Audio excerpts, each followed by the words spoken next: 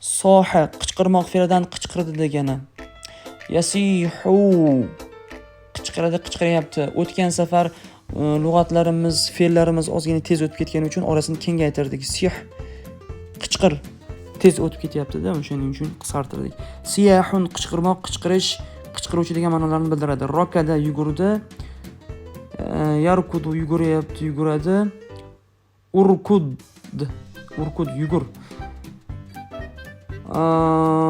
Rokdun yugurmoq, yuguruvchi degan ma'nolarni bildiradi. Holatga qarab ishlataverasizlar. Daxala kirdi, kirmoq fe'lidan. Yadkhulu kiradi, kiryapti. O'tgan zamonda ishlatasizlar buni. Udkhul kir. Kirdi buyruq emaslar, mana shu. Kirmoq fe'lidan buyrug'i. Dukhulun kirmoq, kirish, kiruvchi degan ma'nolarni bildiradi. Holatga qarab ishlataverasizlar. Bemalol. Xoroja chiqdi, chiqmoq fe'lidan. Yaxruju chiqadi, chiqyapti.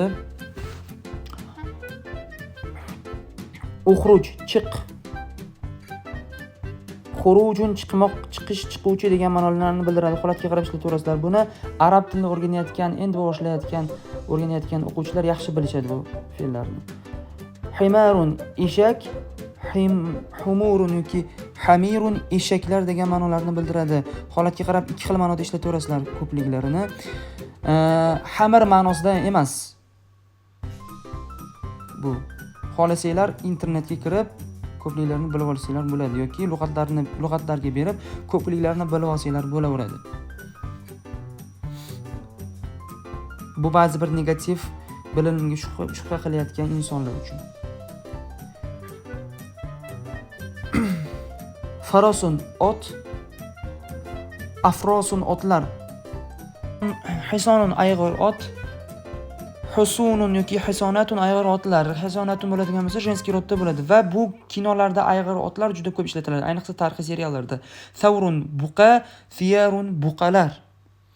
Savrun bu ham mol, fiyarun mollar. Firanun mollar. Bir xil ishlatiladi. Molga ham, buqaga ham bir xil. Kalbun it, kilabun itlar. Qittun hirrun ikkalasi ham mushuk. Qitotun hirorun ko'pliklari mushuklar. Sa'labun tulki, sa'alibu tulkilar. Zibun bo'ri, ziabun bo'rilar. Jamalun tuya, ajmalun tuyalar.